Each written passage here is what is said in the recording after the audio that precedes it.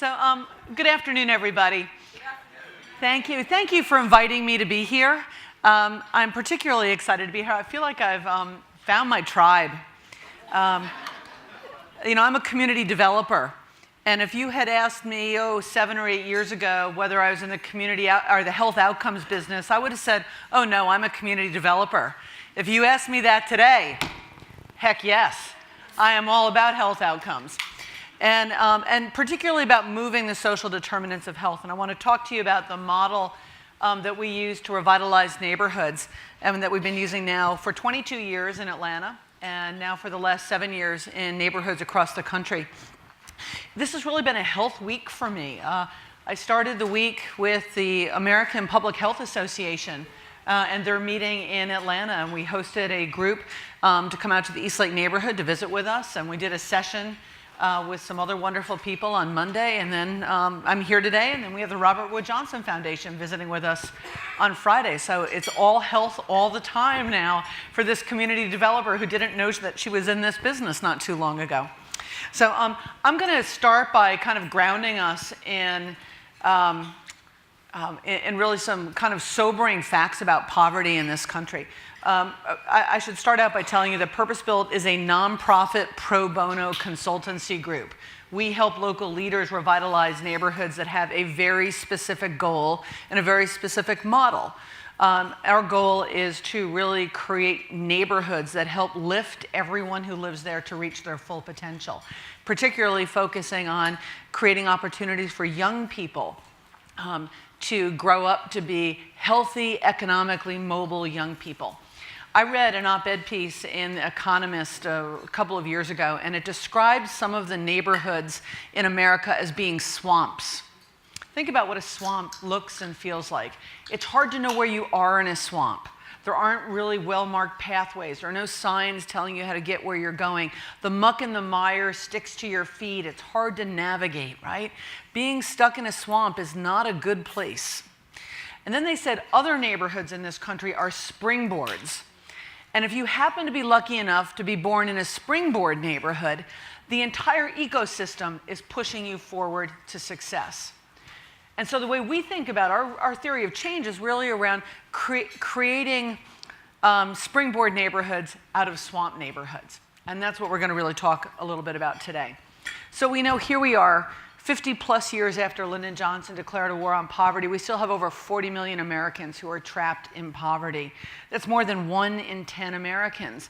And poverty impacts kids even more acutely than it impacts adults. Some of you are going to be very familiar with this, but it's 1 in 4 to 1 in 5 children are trapped in urban poverty, and 50% of poor kids live in neighborhoods of concentrated poverty.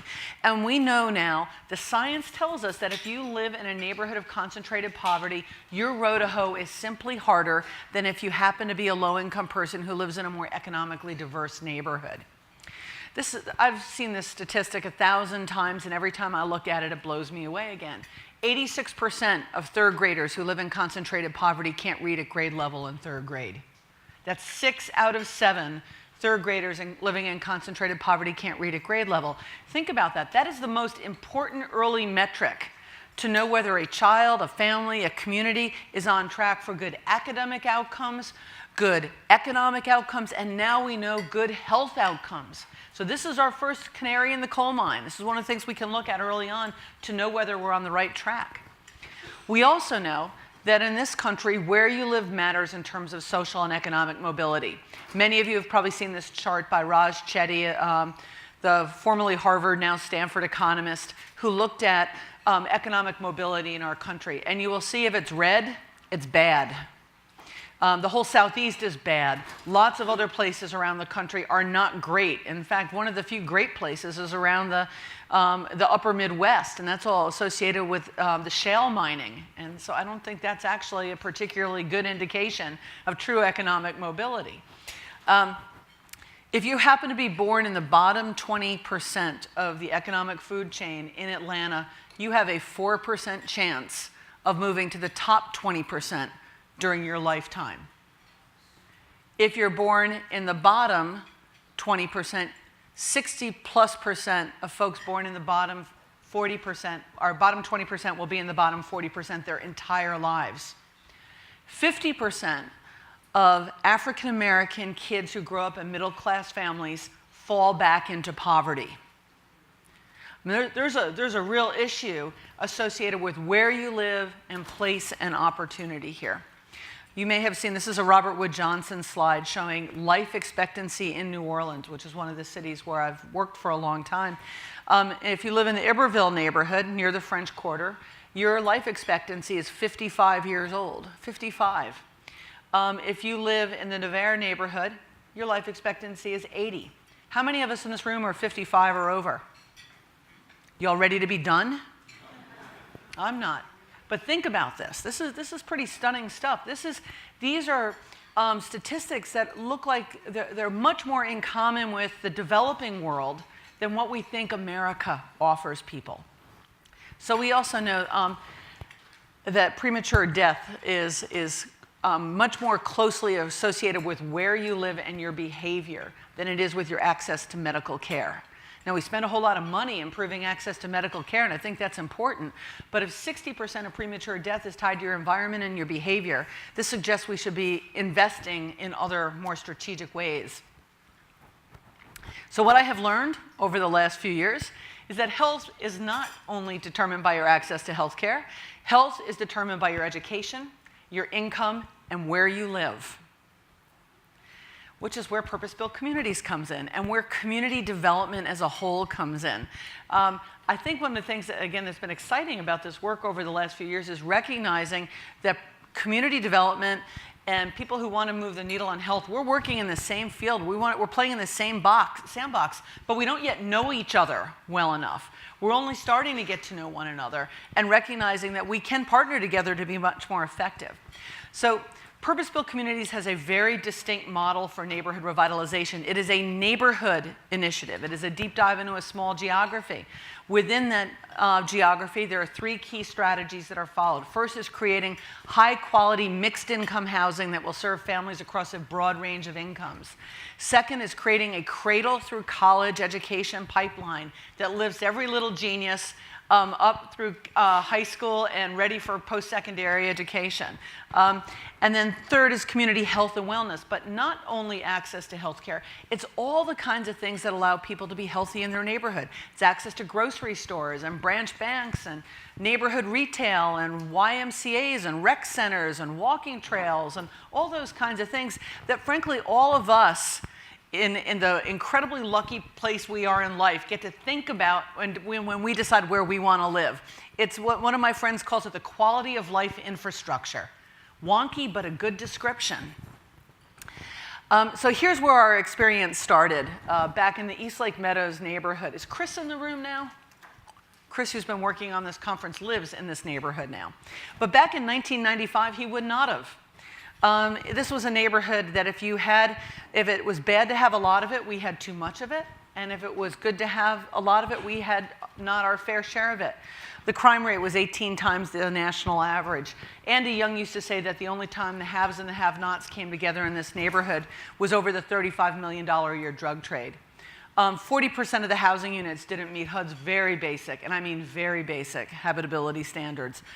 When we looked at education, it was heartbreaking. Only 5% of fifth graders could pass the state math test. Less than 30% of young people were graduating from high school, and the reality is we know those young people were not adequately prepared to be successful in college or career.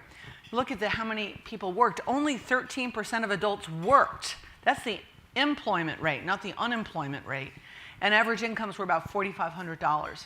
So when you look at the data around this neighborhood, you say, oh my gosh, and that would be the right response.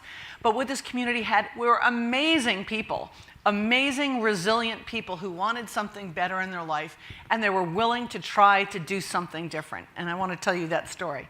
In fact, I want to introduce you to Eva Davis, who is the president of the East Lake Meadows Tenants Association. Ms. Davis was an extraordinary political leader. In fact, one of the greatest political minds I have ever known. She, her formal education only went through 6th grade, but she was smart and sharp and knew how to build coalitions, and she knew what she wanted to see happen in her community. She wanted to see her neighborhood transformed into a place where people across races and incomes would live, where kids had access to great schools, and it just felt like a good place to be. But Miss Davis didn't have the allies to be able to do that on her own. She didn't have the relationships to be able to do that on her own. She needed partners. And those partners came in the form of the Atlanta Housing Authority and a new organization called the East Lake Foundation, which was founded by a real estate developer in Atlanta, a guy named Tom Cousins, who's really an Atlanta business legend. And Tom had been a philanthropist for a long time. And I would say by the mid-1990s, I would describe him as a frustrated philanthropist. He'd given away a lot of money, but not really seen a lot of game-changing outcomes for families. And he read an op-ed piece in the New York Times written by a Rutgers professor, and it said 70% of the men in the New York State prison system came from 8 neighborhoods in New York City. Think about that.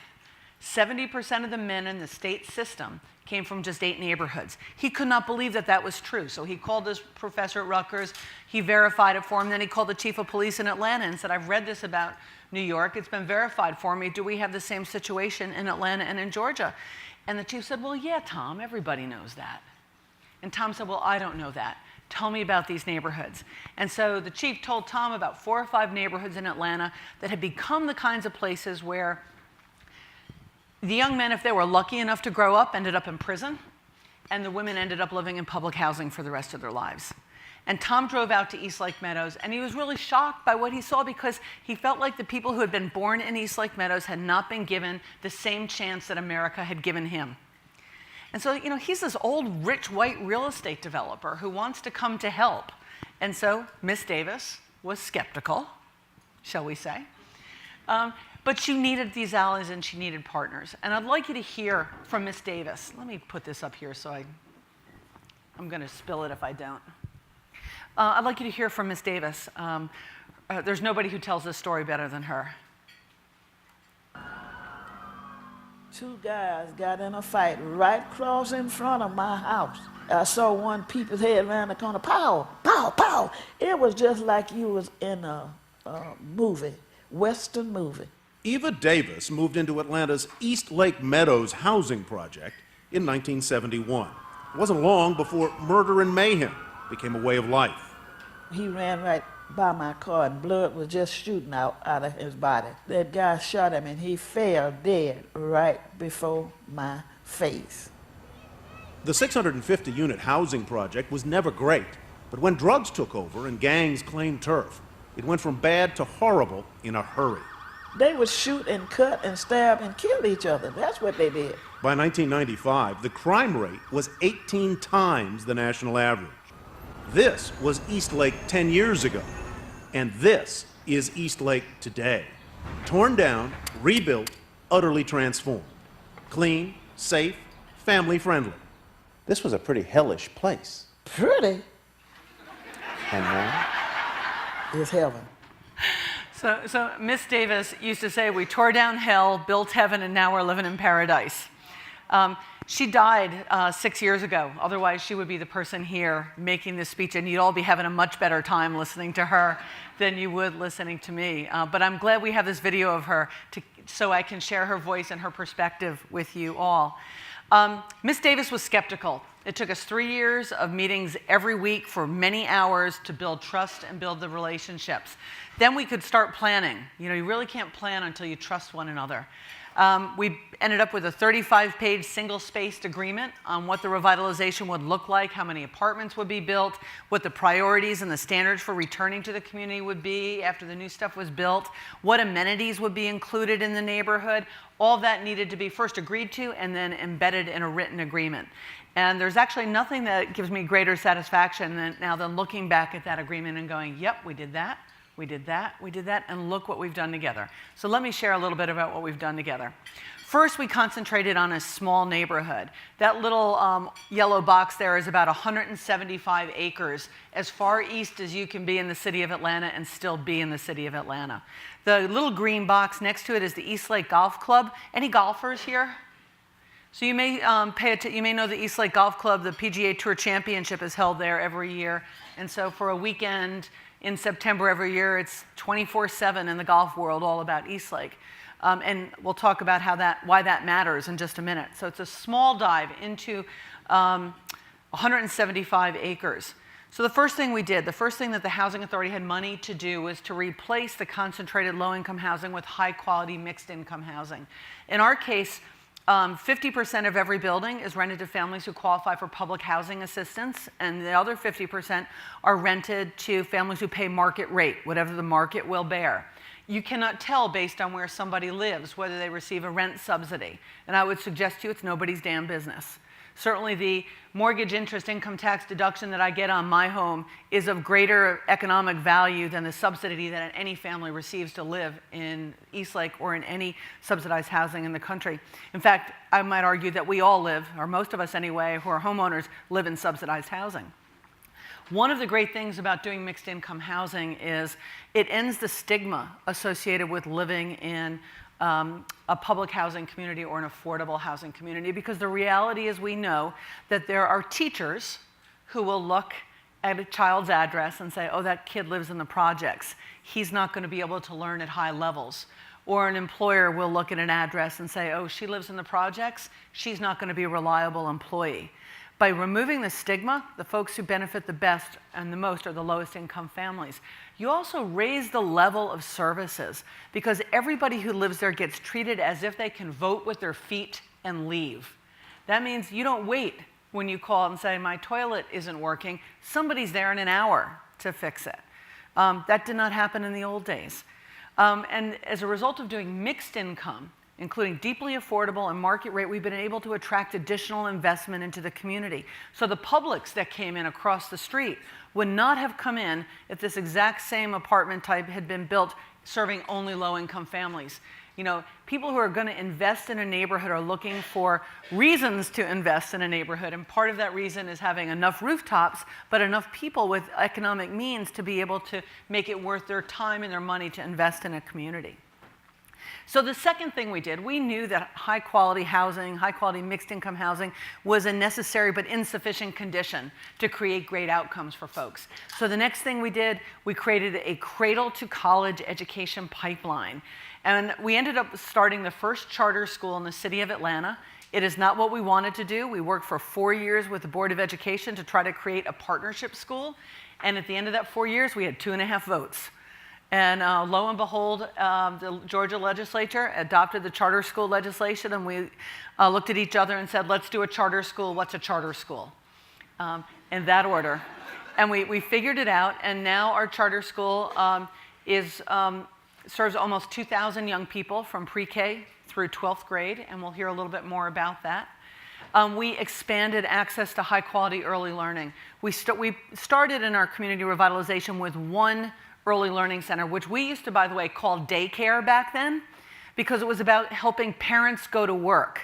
We've transitioned. We have gotten smarter about this, and now we're talking about early learning, which is an investment in your children and helping your children prepare for education. Now, it can still serve the need for parents being able to go to work. I've been a working mom my whole life. My kids have been, in daycare since they were 12 weeks old.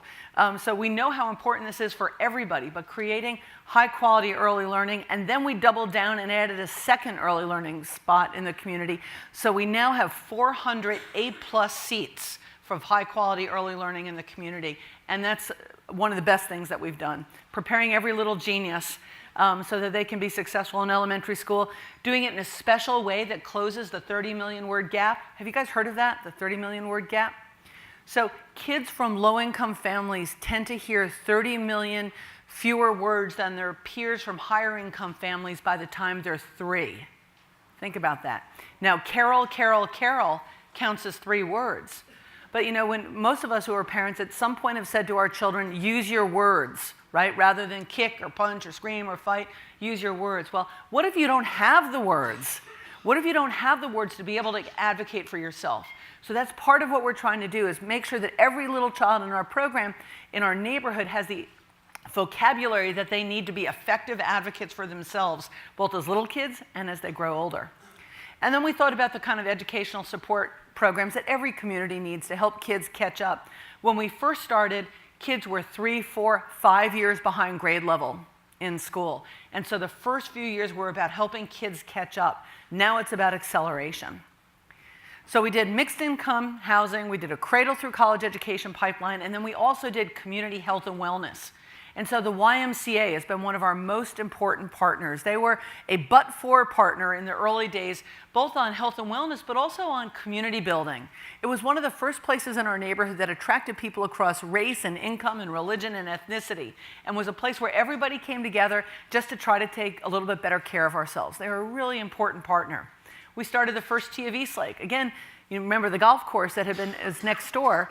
We wanted to make sure golf was accessible to every child who lived in our neighborhood, because at the historic Eastlake Golf Club, let me assure you, poor black kids did not have a historic opportunity to play golf there, right? And so part of what we wanted to do was make golf accessible to everybody. I'm a lawyer. I don't practice anymore, but when I was a baby lawyer, I'd sit in my office and I'd see all the boys going out to play golf with the clients and all the girls sitting at home doing all the work. Well, you know what? I am not a brain surgeon. Some of you may be, but I am not. But I could see there's something wrong with this picture. So I went out and learned how to play golf so I could go. So one of the things, if you live in the South, playing golf is one of those things that's an equalizer in terms of being out in the business world. And so we wanted everybody to learn how to play golf. We brought in Publix grocery stores, branch banks, all the kinds of amenities, again, that quality of life infrastructure that had been missing, including some supportive services. Most recently, a new program called Eastlake Healthy Connections, which helps the families adults in this case, manage chronic diseases, make sure they've got insurance, connected to a medical home. Now the YMCA runs that program, and it's terrific. So here's why this project is more successful 22 years later after we started than it was 5 years after we started. That group that Tom Cousins created, Tom was the real estate developer and the philanthropist. He created a new organization called the Eastlake Foundation. And that organization became what we call a community quarterback. It's not in the service delivery business, but it's making sure that all these really complex, long-term, cross-sectoral partnerships are being executed at really high levels with and for the community. It provides a single point of accountability for funders and neighbors. It ensures the people who live in the neighborhood are actually the ones who get served by them. And this is our secret sauce. This is why Eastlake continues to be successful, even more successful 22 years after we started. So I'm going to brag. You guys are scientists. You want to see a little data, right? You're just not going to believe what Carol says. So let me show you some data around outcomes in the community. So this is Drew Charter Schools, 3rd through 5th grade CRCT. This is the old test that Georgia used, the Criterion Reference Competency Test, to measure whether kids had learned what the state of Georgia said you were supposed to learn in a particular grade in a particular year. The lines aren't as important as recognizing the trends, right? So you see it is an imperfect trend line. Never trust a perfect trend line, but you all probably know that. So you see, every year we got better and better and better. And we went from being the lowest performing school in the city of Atlanta, 69 out of 69 elementary schools, to being absolutely one of the highest performing elementary schools in the city. What you will see in about 2009 and 2010, you'll notice that all of those lines converge at over 90%. And that meant that 90% of kids at Drew Charter School were meeting or exceeding what the state said they were supposed to be doing in all subjects. Something really interesting happened then. That's when white kids and higher income kids started pushing into the school. Our population until that point had been about 99% African American, and about 80% of kids qualified for free and reduced lunch. Our school has become an economically and racially diverse school, but it became that way because it was a great school. It didn't become a great school because it was economically and racially diverse. Oh, this is my favorite wonky chart, so bear with me. There's a lot on this. These Drew Charter School is in the blue, and these other schools are the schools on the north side of Atlanta. These are the schools that everybody wants their kids to go to: Brandon, Jackson, Morningside, Springdale, Sarah Smith, Maryland. This is where the rich people live. It's just the rich white people primarily. And you can see that Drew Charter School competes really well against all of those schools.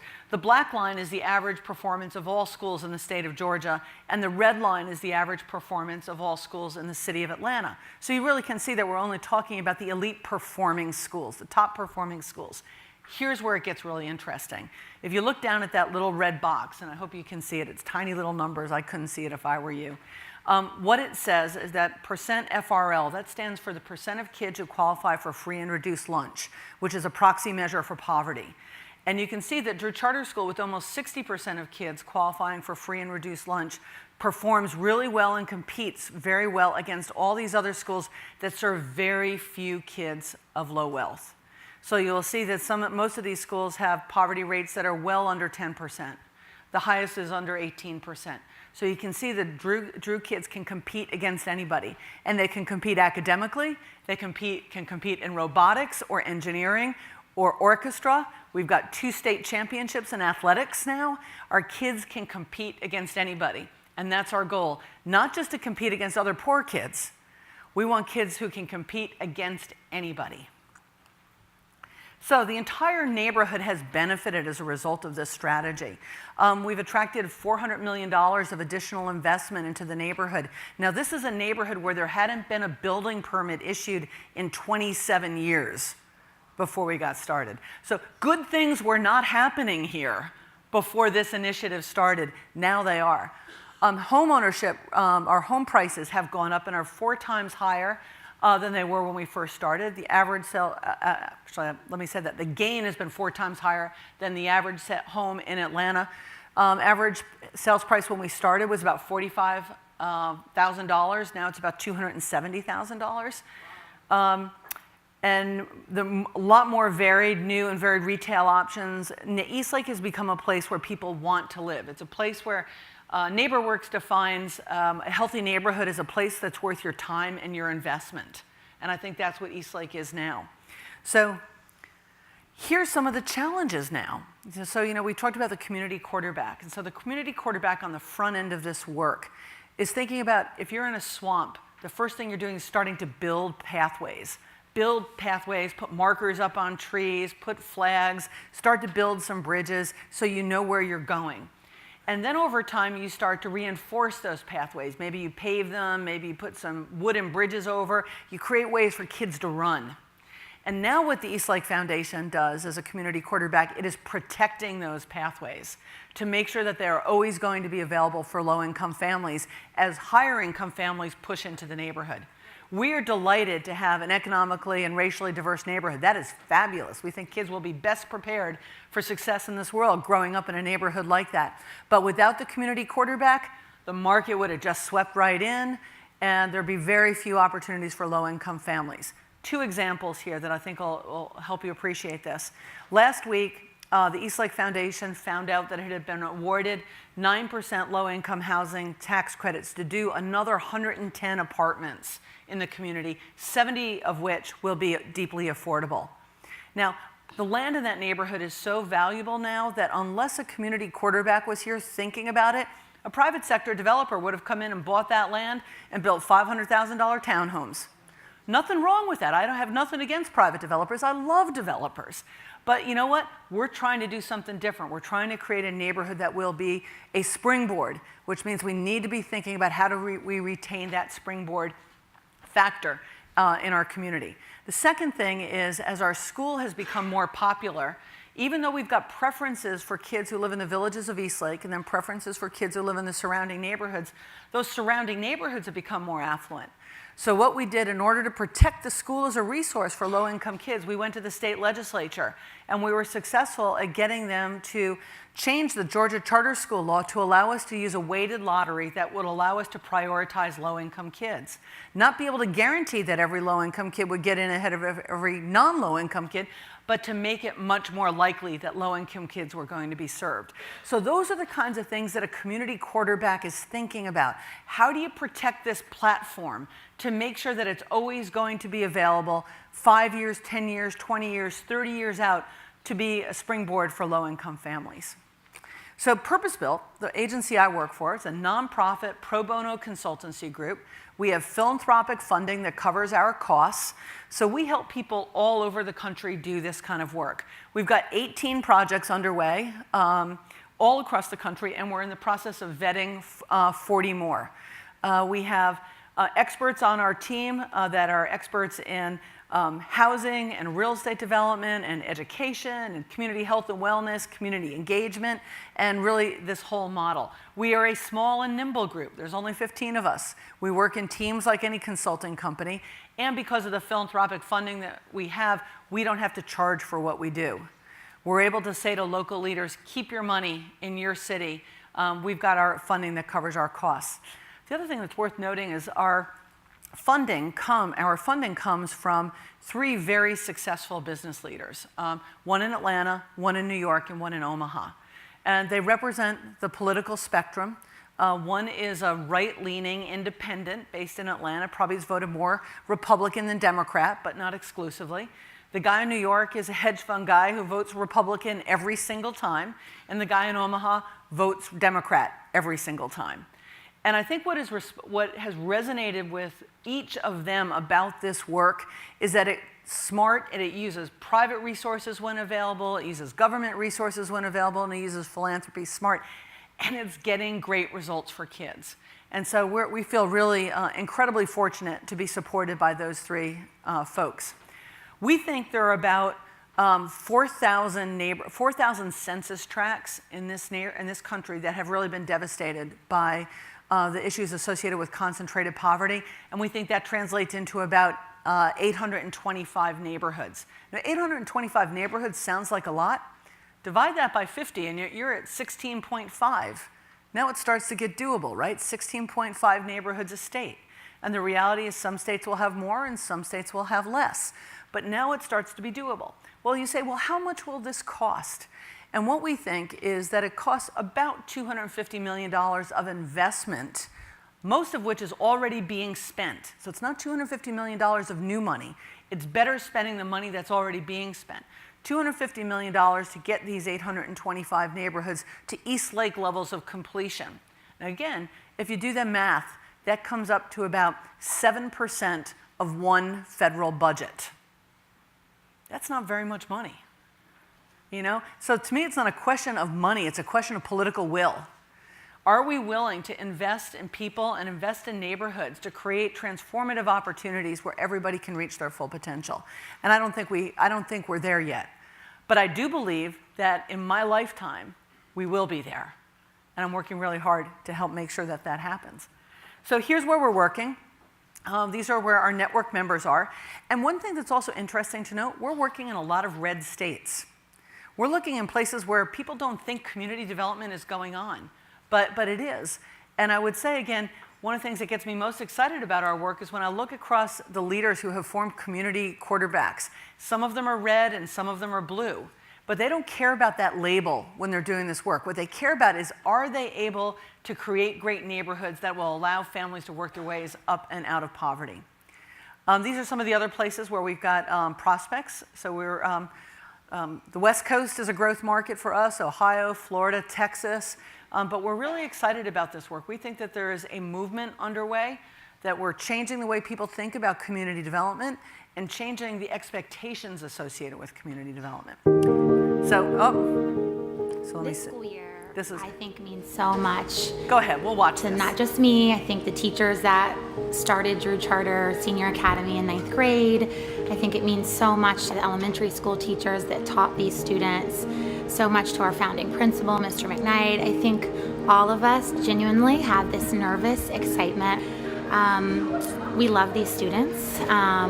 We love Drew, and we are anxious and excited for them. I was a teacher of those students when they were in 2nd and 3rd and 4th grade, so I've known them almost their whole lives. So for them to be graduating and, on time and going to such prestigious schools, it's just amazing to see that what Drew and what the Eastlake community effort has tried to do is actually coming to fruition. Prior to Drew Charter School starting about 17 years ago, the outcomes for young people in this community were really poor.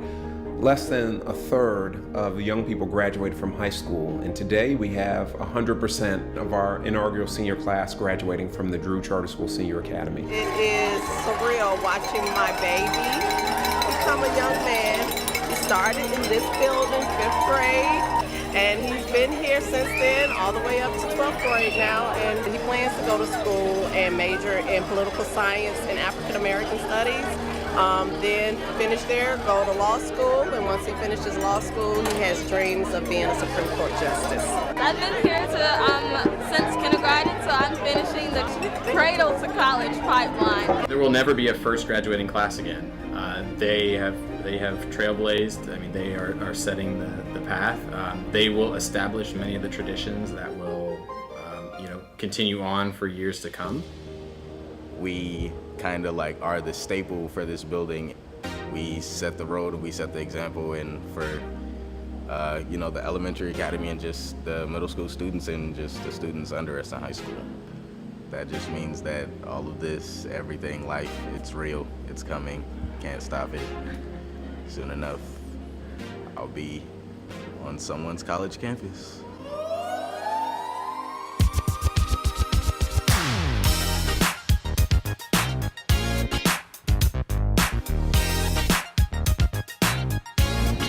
College.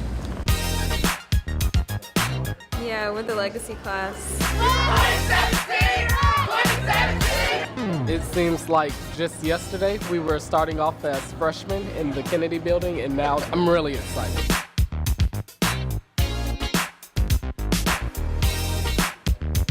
It is spring of 2017.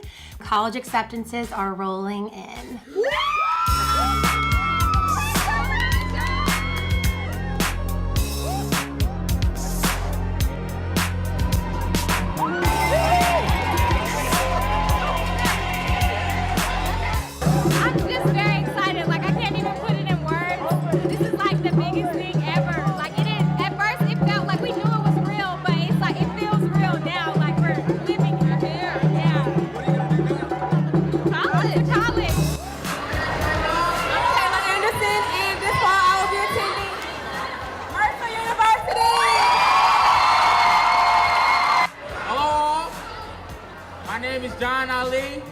And this fall, I'll be attending Morehouse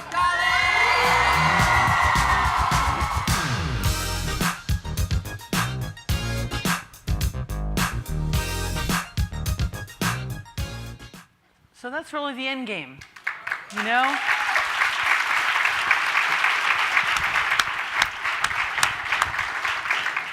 Creating a community whose product is healthy, economically mobile young people. And that's what we do. So, any questions? We've got a few minutes. Oh.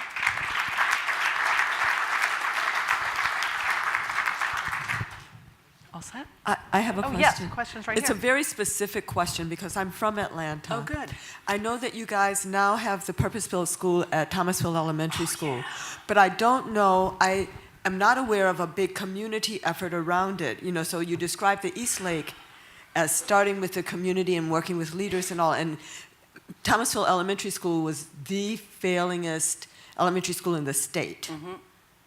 And so this is your second year there. I know because I'm at Morehouse School of Medicine, so our medical students are working at the Boys and Girls Club. Yeah. But it looks like a drop-in thing, and actually I heard that some parents were concerned that you guys were going to come in and gentrify and stuff like that. So how can you come in like that, maybe not having done the whole development the other way?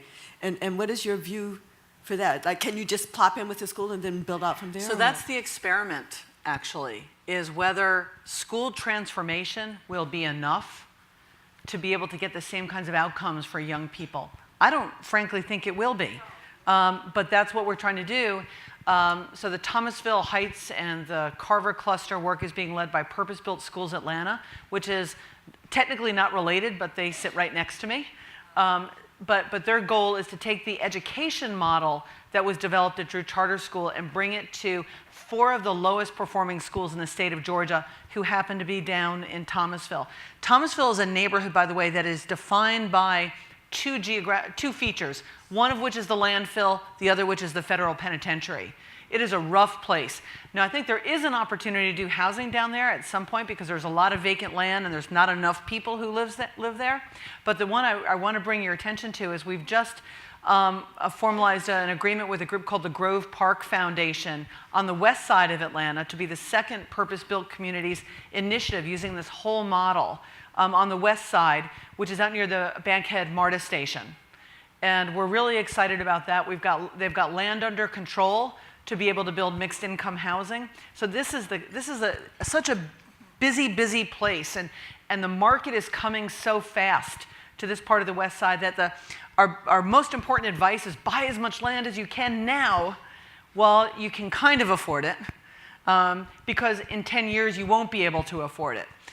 So that's the way you can control deep affordability permanently, is to control the land. But I'd be happy to talk to you offline about both of those. Thank you. Oh, yes, sir. Good afternoon. Hi. All right, so I like what y'all doing. I'm from Atlanta as well, Southwest Atlanta. So every time I come home, it's like a new bike lane. Or, you know, we have sidewalks now and things like that. And it's like, wow, who's riding the bikes? But as you find out, like the neighborhood is definitely changing. Yeah. And so how do we maintain that, you know, the communities that we're trying to improve, that the people that have been living there who have invested in this community for years are not being left out. So, for example, you know, when you had 600 units at the projects that used to be there, we tear the projects down, we ship everybody out. So a lot gets Cobb County in particular. And so now it's mixed income. So what happens to, you know, the other half? And when we vacillate between like mixed income and affordability, because if you think about Kasim Reed, he uses, that's the mayor, they use affordability. Not for much longer.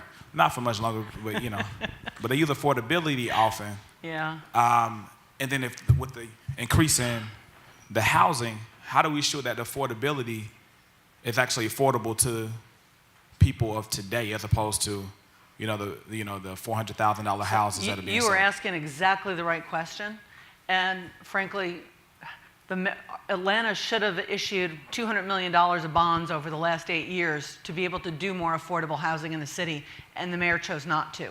So I think it's up to people like us to put pressure on our political leaders to use the resources that they have to bear to build more affordable housing. Now, I will tell you, I am not a believer in concentrating people in poverty. We know that that doesn't work. So I think what we've got to do is find ways to end segregation, end concentrated poverty, and create policies that will create more mixed income housing. But we've got to do it in a way that will keep properties deeply affordable, so you can make sure that you want everybody to be able to live. You want people across a broad range of incomes to live in a community. And so I think there's paths forward in Southwest Atlanta, both around growth and maintaining affordability. But unless there's a real serious initiative by the city in order to support that, the market will ultimately just come in and push people out. Thank you. You're welcome. Yes, sir. I agree. Congratulations on the program and continued success on the national level. Can you share either the 3 to 5 top factors that contributed to the early success of the school program? Yeah. Because I'm in the camp that believes the educational aspect to all this is really going to be paramount. So 3 to 5 of the top factors that contributed to that success. Thanks. So a great question. In fact, we invited Boston Consulting Group to come in and take a look at our school a couple of years ago and help us verify what we thought were the levers of change and success. So the first one is great principal, great teachers, but that doesn't happen right away, right? But that's the most important thing long term. So high quality early learning. Getting as many kids as possible in high quality early learning. So kids, when they show up in kindergarten, are really ready to learn. That'd be one of the first things. Creating a mechanism for teacher leaders and for principals really to be empowered to lead and to be creative and respond to the needs of their community, I think would be the second, rather than being really prescriptive. There's some, for example, reading programs that if I was a teacher and had to teach those, I'd want to blow my brains out because they're so scripted. You're just reading really what a script is, and that's not going to get anybody anywhere. So really figuring out how you create those kinds of curriculums and programs that are going to resonate with the kids in your community. And then the other thing is again, I'm a real believer that your environment matters. And so to your point about Thomasville Heights Elementary School being wedged between the landfill and the penitentiary, as opposed to a school being built in a place that's really lovely and support, environment matters. That would be the other thing I would suggest. Thank you for that. That was a beautiful presentation. Have you thought about the size of the minimum size of a community as well as the minimum investment to try and replicate this type of model in other places, and whether or not it makes more sense to continue to concentrate efforts in a small area and really make meaningful change there, or create models in multiple different areas so that hopefully other people can get motivated and see those changes and make a more national, let's say, change? Great question. So most of the places that we work, the neighborhoods are between 5,000 and 15,000 people, with an expectation that we're trying to create mixed income housing that will serve about 10% of that population, recognizing that other people are going to want to be homeowners and live in other kinds of housing. We're in places as small as Spartanburg, South Carolina, where they have a different strategy than we did in Atlanta, because it's a really different kind of market. So I think you have to really adjust what your expectations. I bet the investment in Spartanburg over 10 years will probably be $100 million or so. And again, most of that's money that was already being spent or would be being spent.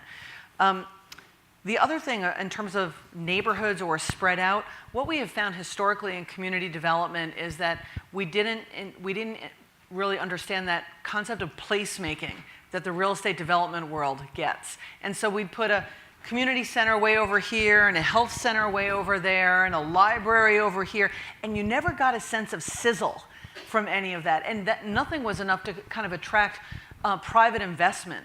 And the reality is there will never be enough government or philanthropic money to create what we want to see happen in low-income communities. So we need to have that controlled market response. And so doing them in a kind of a neighborhood scale created that sense of sizzle. It's like dropping a big rock in a small pond. And so that creates the waves and the opportunity for other people to come in and co-invest with you. Now, once that starts happening, you can see it start move down the street. And so we can see that on the east side of Atlanta, move from Eastlake to Kirkwood to Whiteford and downtown. There are other things going on at the same time, but you can see how that trail changed over time. I will say one of the other things is that, to my friend over there from Atlanta, to his point, needing to provide, control some amount of the land so you can make sure that you've got opportunities for affordability down the road is really, really important. Otherwise, again, it's merely creating opportunities for higher income families, and our game is wanting to create opportunities for low income families to break the cycle of poverty. So I hope that's helpful to you. Yes, thank you. Thank you.